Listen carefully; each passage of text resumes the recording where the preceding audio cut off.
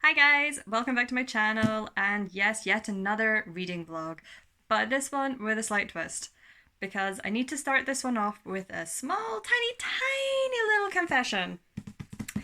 Despite the fact that this author is generally very well reviewed on BookTube, despite the fact that whenever he releases a new book, we are flooded with new content regarding his new book and himself, with interviews about himself and reviews, despite the fact that he is pretty consistently rating 4 stars and above on both Goodreads and Storygraph, I have never read anything by John Gwynne.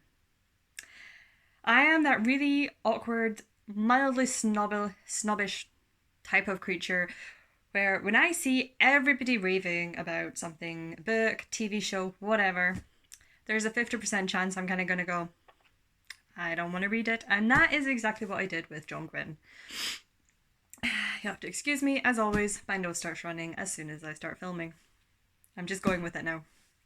So, for this video, I have decided, you know what, it is about time. Let's see what all the fuss is about. So I am going to read Malice. It's not going to be my standard review towards the end once I'm finished. I'm not going to necessarily say whether I'm going to recommend this to everyone or not. I'm going to read this with as little expectation as possible. And I'm going to read this with the intent of finding out what everyone is raving about. What is the fuss about? Despite the bookmark, I haven't read anything in it. I've read the back. Seems to be full of standard fantasy tropes. It's not giving a huge amount away. I have heard John Gwynne praised for both his storytelling and his characters, so I'm a little bit hopeful. I'm just hoping I'm not going to have some unpopular opinions about this book and be slated and run off BookTube. Y'all wouldn't. You're all nice people. But yes, anyway, wish me luck, and I will catch up with you soon. Hey guys, thought I'd do a quick check-in whilst I'm filming another video that you'll get to see before this. But let you know how I'm getting on with Malice. I'm about 100 pages in. I'm 96 pages in, so I'm about the 100 mark. And so far I'm enjoying it. Can't decide if I'm enjoying it because of the book itself or because it's reminding me a lot of fiction, of fantasy that I was reading when I first really got into reading fantasy. In particular, I can't put my finger on exactly why or what it is about it, but it's giving me major magician vibes. I'm not gonna lie, at one point last night I nearly put Malice down so I could go back to reading Magician. I've only read this 4 or 5 times. I don't need another reread. But this is making me want to. Yeah. I wrote notes down on it. But yeah, no, other than that, the characters, I really like one of them so far. Corbin, Ban. I'm really enjoying him. I'm really enjoying the young, full of spunk, just wants to go off and be a man, but not quite. He's actually not, he's reminding me a lot of Pug. Just wants to be a warrior, but not quite. He's too scrawny, but full of enthusiastic and just seems really, really lovable. The rest of the characters, I'm not 100% certain of yet. I don't think I've seen them enough. I don't know them well enough to know if I like them or not. But then the only thing that drags me out of it a little bit is the dare I say the pacing? But it's not quite the pacing. It's the length of time we see per character. So with Corbin, we've jumped back and forth a few times to him, and everything we've seen so far with him and read about has spanned a single day. With I wrote his name down. Veradis. So I'm still not 100% certain on some of the characters. But with him, several days have passed, but whilst we're seeing several days, it's still just this one day for Corbin, and they're all mixed up together. So that's throwing me a little bit, but I think if I just take a bit more time and I get a bit more used to it, I'll be fine with it. So yeah, gonna continue. Hope that I start to enjoy it for its own sake, and I'll catch up with you later. Hey, we update on Malice. About 400 pages in, give or take. I'm on page 402. So I know we promised to check in at the halfway mark, but I actually made it a little bit more than halfway. Yay! Finally! I've been reading this for almost 2 weeks now, and it's taken to about page 350-ish to get to the point where I'm now like finally enjoying this for itself rather than for the nostalgia it's giving me. I've finally reached the point where I no longer want to put it down to pick up Magician. So that has to be an improvement, right? Oh, what can I say about it at this point? The timelines, I think, have all sort of caught up with themselves, which has definitely helped a lot. I don't feel like it's jarred out and trying to like figure out and like when things are happening. Because especially in the initial chapters, they weren't all happening at the same time. So that's definitely making a much smoother read. I'm enjoying some of the characters. Corbin, he's pretty much filling out that, although he's not a farm boy, he's pretty much filling out that typical farm boy coming of age trope, and I really enjoy that trope, so I'm quite enjoying that. We've got an animal companion. I adore Storm, but any wolf animal companion I'm pretty much guaranteed to adore, so got that. Varadis. Varadis. I just want to take him, give him a shake by the shoulders and be like, dude. Like, I approve of loyalty and friendship and loyalty to friends and doing the right thing, but you're really not following the right guy. Because Nethair, I just want to hit Nethair. I thought it was okay to begin with, naive. I actually wrote down a little note in my little notepad. And I have written, Nethair, Emperor in the making. Because he kept making these comments about how, you know, we shouldn't be a democracy. If we were an empire, this would all work out so much easier. And then I've written good or bad, good or tyrannical dark lord is what I've actually written. Still remains to be seen. And that the friendship he's forged with Varadis could be a good influence. No longer think that the friendship is a good influence. I think Nethair just can't. I think Nethair is very appreciative of it, and you can tell he definitely thinks of Varadis as a brother, but it's not going to have any influence on him. He's way too headstrong and just like, this is how things need to be, this is the way we need to do these things, you know, I am the prophesized good guy. I am not convinced he's talking to Elion, the good god. This is very like God versus the devil trope throughout, like theme throughout this as well. I'm not. Nethair is a champion of one of them. He is convinced he's a champion of Elion, which is our god-like. Well, he is a god. They're both gods, but he's like our good god. But I'm not convinced it's actually Elion who's been sending him the dreams, and I'm not convinced of that. We had dreams with Corbin where he said no, like, nah, you smell like death and decay, just like, no, I am not serving you. And then yeah, I think that turned out it was Azeroth, the bad guy, the bad almost like devil type god. I'm not sure Nethair has been strong enough or steady enough of mind to figure that out. I've written another note about Nethair, which says, Nethair is a bit arrogant. He's getting a little annoying and a little too sure of himself. I just want to slap him. My overall thoughts with Nethair is I just want to slap him. When we've got Varadis chapters, they pretty much focus entirely on Nethair because he is like the shining figure for Varadis. And just want to hit him.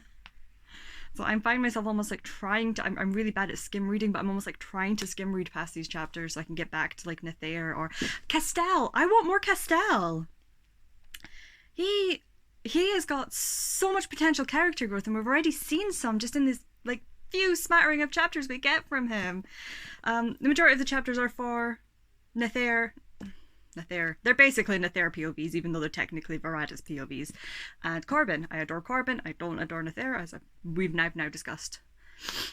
But yeah, I want more Castell. I think he's got some brilliant character growth, and the relationship between him and oh, his warrior shield dude. I can't remember his name. Whatever his name is. The relationship between those two is like this, almost like adopted father-son, is just so heartwarming and just so brilliant. I want more Nether. There better be more Nether in the other books, because not Nether. I want more Castell. Less Nether, more Castell. That is my request, John Gwynne. I know these books are already written, but that's my request. So yeah, that's my update. I'm now enjoying the book for itself, and I have all the feels about the characters. Plot-wise, I'm not seeing anything new. Malice fans, Banished Land fans, Faithful and Fallen fans, you're probably going to slate me, but I'm not seeing anything new and unique in these. That's not necessarily a bad thing. From what I've read so far, now that I'm focusing on Malice itself, what he's done so far, he's done really well. And tropes are tropes for a reason, because they're used so frequently. And he's not overutilizing anything. He's doing everything really nice. It's really well balanced, I think. But yeah, I'm not seeing anything unique. I feel like everything I've read, I'm like, oh, I really like this. I really liked it in that as well. I don't know, maybe once I get further on the series. I think at this point I do definitely want to continue the series. I don't know if I probably won't read the next one next month. I might give myself a wee break. I do want to start the next Robert Jordan at some point. Book 5 there. So maybe in December I'll pick up Valor, I think is the next one. I don't know. Yeah, I might pick up Valor in December. Unless this does something horrific that makes me just want to throw it across the room. But we'll see. But anyway, this has been a really long check-in, so I'm going to stop here. I'm going to stop rambling. I'm sure you guys are used to me rambling at this point. And I will update once I've finished and give you my final thoughts. By the end, will I have seen what the fuss is about? Who knows? So I finally finished. This has just taken me about 2.5 weeks to read. So it took me a lot longer than I expected. I kind of expected to just churn through this and read it within about a week, but that didn't quite happen. So this vlog is coming to you a lot later than expected. But for the most part, very positive thoughts on it. Yeah, what can I say now that I've finished it? I've really enjoyed the character work in it. Gwynne has managed to create characters that I really, really adore. Characters that I really want to slap. Oh, I was really praying that, like, from, you know, I started off with, like, Nether. You know, I started off thinking, oh, he's okay. Yeah, I quite like him. Oh, come on, Nether, you're getting a bit arrogant here. Like, oh, no, I just want to hurt you. And now I just want bad things to happen to him. But, you know, I think it's a mark of a good writer that he's making me feel all of these feelings. My strongest feelings, character-wise, are towards Nether, because I just really, really want bad things to happen to him now. But also, I really like Corbin. I really like how they've gone with that arc. And Corbin's very much got the coming of age arc. That is, yeah, it's gonna have really good, interesting things coming up. By the sounds of it. His writing style, I do really enjoy his writing style. John Gwynne, you can tell he's been influenced by sort of like some of the older fantasies from sort of like the 80s, 90s-ish, and obviously some significantly older than that. As I said previously, for the first couple of 100 pages, it was really making me nostalgic, and it felt really familiar to the point that I almost put it down and started something else. But once I got past it and I really started enjoying the book for itself, I do really enjoy the writing style. Plot-wise, it took a while for it to get going. You can tell it's a book one. It's a book one plot. It's a lot of sort of like setting up where we're going forward. Not I mean, we had like a confrontation at the end, and there's been like several fight scenes, like battles, but no great big confrontation, no great big conclusion. Um, at least not in my own personal opinion. I'm sure people will disagree with me about how this ended.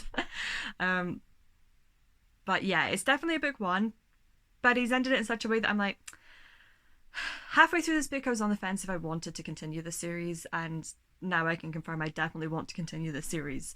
I've got to know what's going to happen to Corbin and company. um, Simon, I'm not convinced. If you don't see it happen on this page, it doesn't happen. I don't want to get into spoilers, but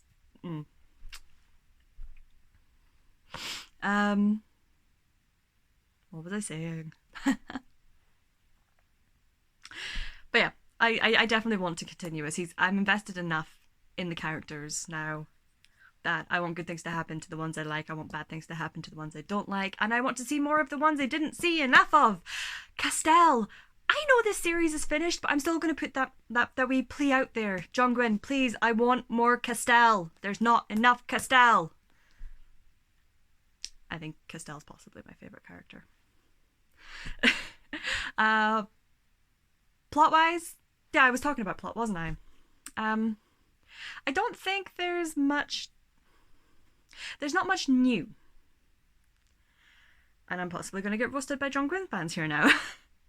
But there's nothing in here that I haven't seen something like it or similar beforehand.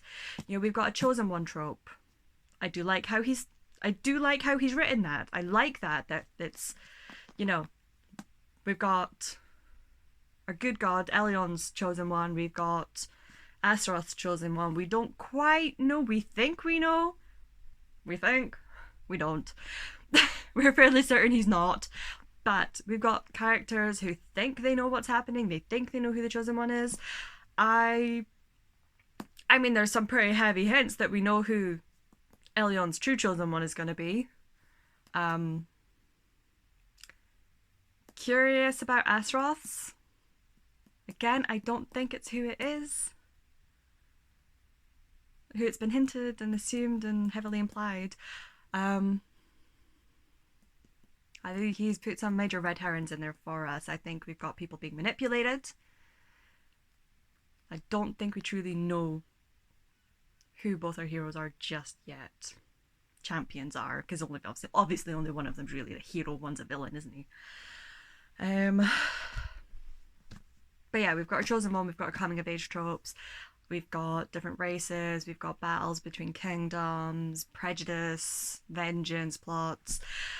I've seen a lot of this before, but I really like the way that Gwynne has taken these and put his own mark on them, and he hasn't pushed and strived to make sure he's got something truly unique, because we don't necessarily need something truly unique. Sometimes we just need really well written fantasy, and I do think this is really well written fantasy.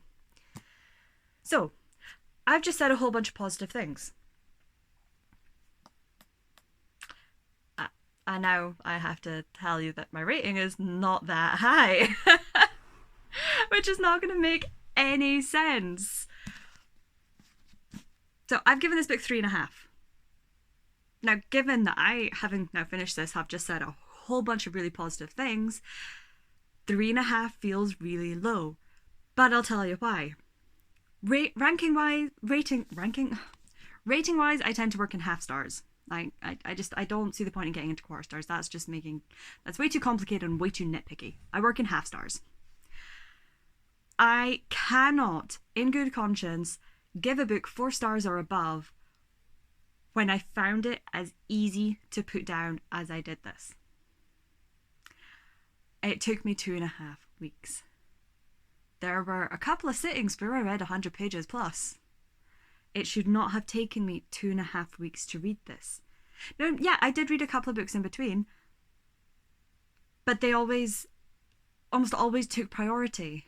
When I put this down, I didn't always want to pick it back up.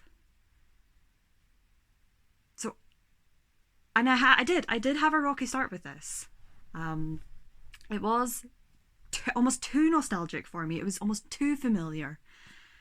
Obviously I got over that, and yet now I'm really excited to continue the series, and I think further books are, I can almost guarantee, further books are going to get higher ratings. But I cannot, in good conscience, give 4 stars to a book that I found as easy to put down. So, am I going to continue the series? I've already answered that. Yes, I am definitely going to continue the series. I am keen to continue the series. I don't think it's going to be anytime soon. I wouldn't be surprised if I don't continue it this year. There is only 2 months left of the year though, so it's not that big a deal. I don't actually own the second book. We are in gift buying season, as in I have to buy gifts for other people and try not to buy gifts for me. I might ask for the continuation of the series for my birthday, which is right at the very start of January, so, you know, it might be like I might start, I can't guarantee, because as I've said before, I'm a mood reader, but I will probably start book 2 early next year.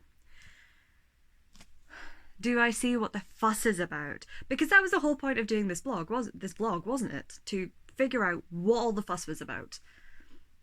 With just Malice? No, I don't see what the fuss is about. Well, yes and no.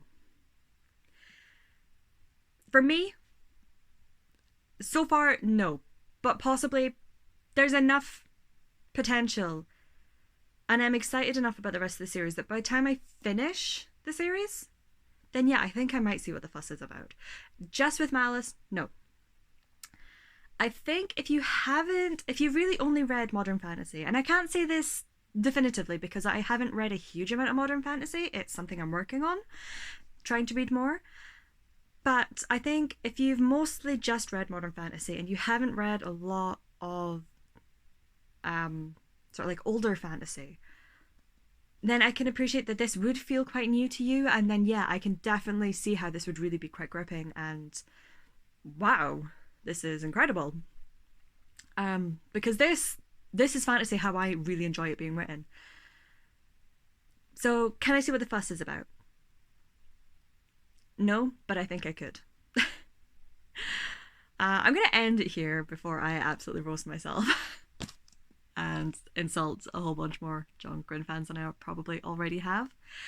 This has not been my most coherent review. It has not been my most coherent vlog, and I do apologise for that. This book has left me really confused at times and really garbled, and has given me all sorts of feelings. So yeah, I'm going to recommend it to everybody. If you're a fantasy reader, old or new, I really do think this is going to click with a lot of people. But yeah, I'm going to end it there. Like if you made it this far. Well done if you made it this far. Big kudos to you. Huge thumbs up to you guys. Subscribe if you want to see more content like this, and I will see you hopefully for a slightly more coherent vlog next time. See you later.